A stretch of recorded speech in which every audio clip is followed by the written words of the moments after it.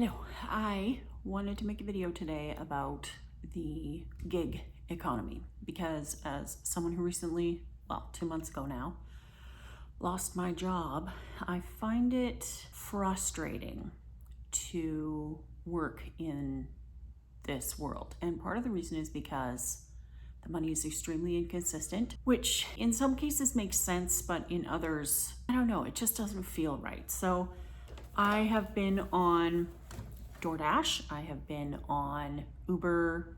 Well, I just finished signing up for Uber Eats, so I haven't done any deliveries with them yet.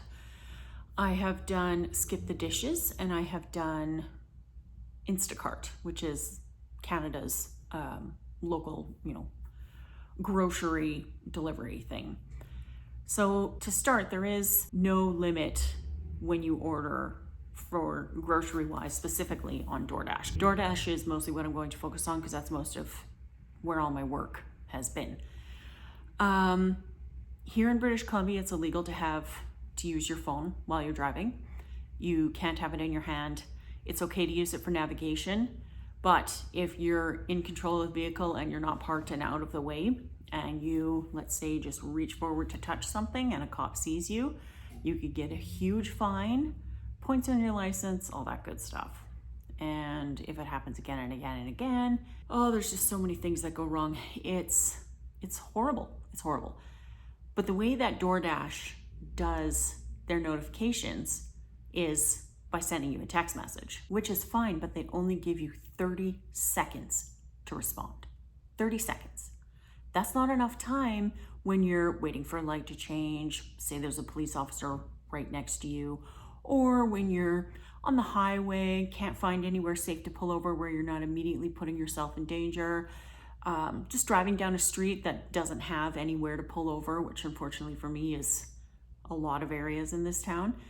And if you don't accept that order within that 30 seconds that they send you, they will just go ahead and dock you some percentage points, which in the whole grand scheme of things puts you lower when it comes to the acceptance rate, which means you get the lower paying jobs. There's nothing we can do to change that. That is a British Columbia law. A lot of people still use their phones every single day while they're driving, which is terrible, and that's how people die or get life-changing injuries or hurt children or grandparents or any of the other people that, mean something to you. It's unfortunate because there's nothing we can do about it. So I thought, okay, I'll check and see if there's an app that I can use on my car because I have a newer car, it's a 2023. And when I went, because with Apple CarPlay and Android Auto, there are certain apps that you're allowed to use in your car, although not necessarily while you're driving, but we don't have to go into the weeds there.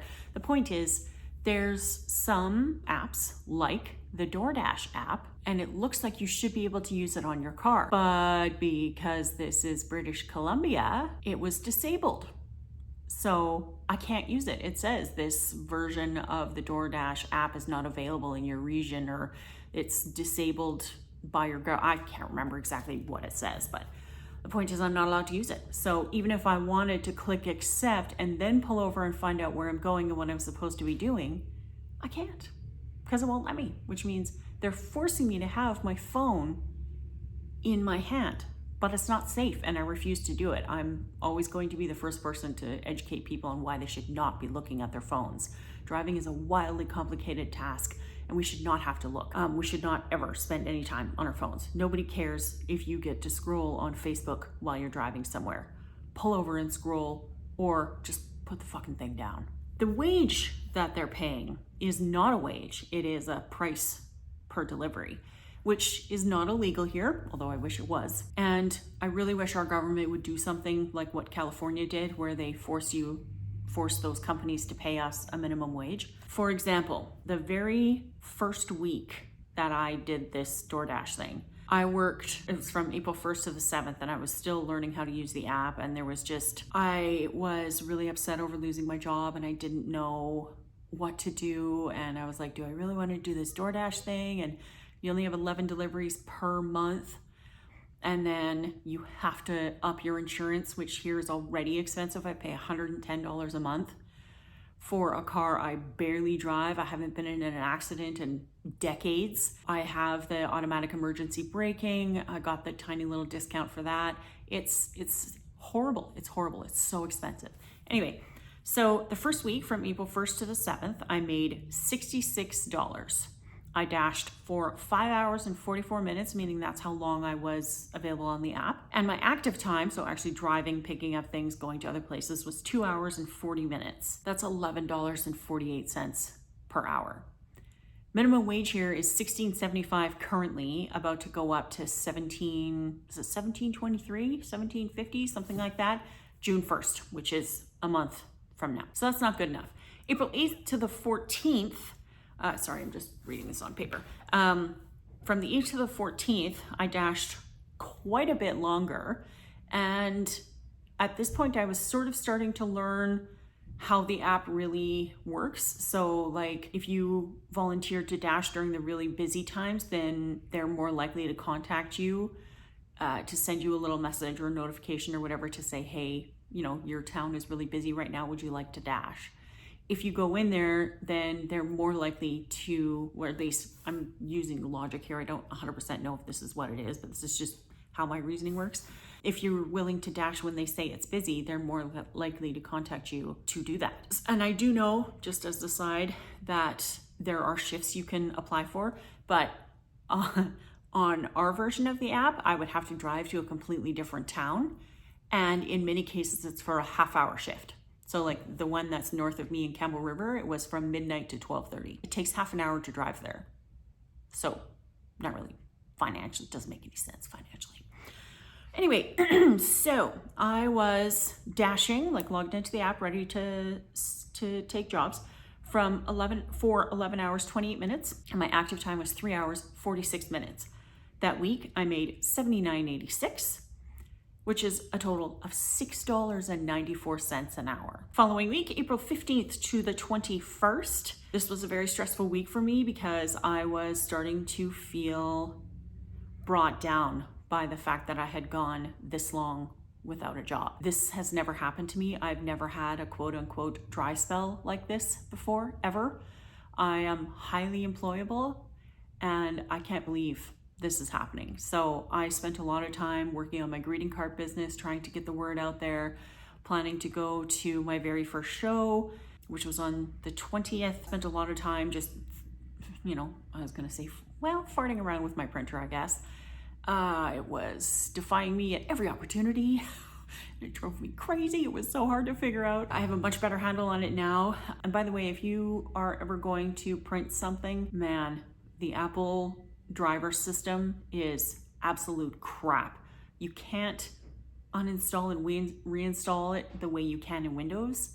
And I think the latest update to our current OS caused an issue with my driver because I can print one perfectly fine with all the settings that I've set up before. And I only print one at a time to make sure that when it prints, it's bright and the colors are accurate and everything looks wonderful. And then I go back in there and I try to print a second one and it prints as though I didn't make any of the changes and all the colors are off and the accuracy is way down and it's either extremely oversaturated or extremely undersaturated.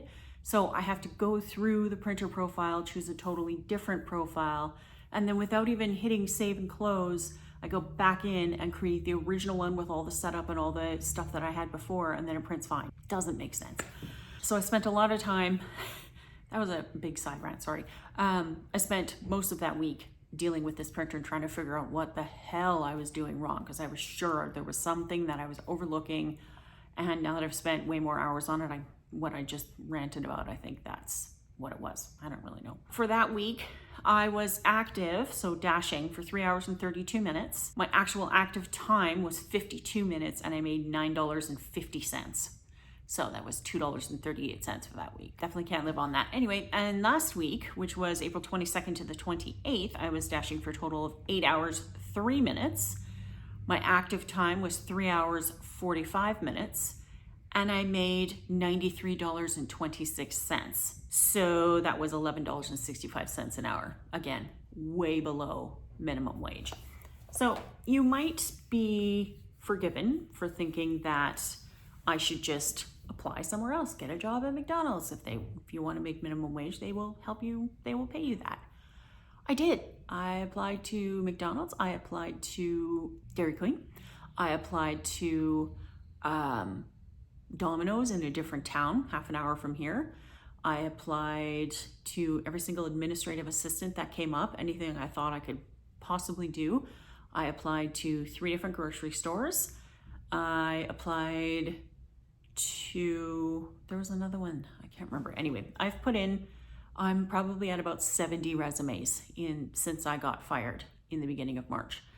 I've had 5 interviews, none of which went anywhere, which is unfortunate, but that last interview was more than a week ago, and that was the last one. There hasn't been a single thing since. And I'm curious because everyone keeps saying that there's so many jobs out there. All you have to do is apply, like just, show up, talk to them, be communicative, do whatever you can. I've done all those things and I'm not getting anything. So I'm being forced to do the gig thing, and it's a horrible way to live. You don't know when you are going to have hours come in. You don't know how much each of the jobs are going to pay. There's 2 streets here in town that I don't find to be all that safe, and 2 others that are filled with people that I don't want to see again, because I know that the vast majority of them live there that I used to work with at my old place where I got fired from. And I don't want them to see me doing this, which is so weird because if I had been hired full-time and they saw me, I wouldn't have a problem. But because I have to use this as my full-time job, it just makes me feel like about this big, which is incredibly unfortunate because that's not fair. I mean, I'm still working, I'm still making a little bit of money, I'm trying to live. And I don't know, I just feel like public perception is... Anyway, so the gig economy doesn't allow for a living. I find it really quite stressful because you get dinged if the store isn't ready. You have to go in the app. This is again specific to DoorDash. You have to go into the app and say, like, I'm waiting for it to come out, and then they ask you a bunch of pre-formed questions as to what the problem is, and you have to choose the one that's best. And so several times I have to be like, well, the order wasn't ready when I got there, or, whatever. And when I went to one restaurant that I had never been to before, either as a customer or as a dasher, the lady there said, we only just got that order in like a minute and a half ago. So I was like, oh, okay. So they sent the order to you and then immediately sent it to me, and I was a block and a half from where they were. So when I parked, she was like, I'm sorry, but you're gonna have to wait. And I was like, no problem. I went into the app and I said, why? Well, then I was looking at my accuracy for the week and they dinged me on it. They put me at like 79% like delivery time accuracy wise, because they say like if you pick it up at this time, you should drop it off at this time. And even when you put in things like reasons that they can't come, their order isn't ready when you get there, it still counts against you. Like, it is impossible to succeed if you have no life at all, if you are fully willing to break all of the driving laws, which most of us are not consciously, then maybe you could be among their top dashers and make a little bit of a living. They advertise on their site that you can make up to, $26 an hour when they put it on the job site. I can't remember. I think it's 26 or 27. I don't remember. I don't see how that's true. Maybe 2 people are.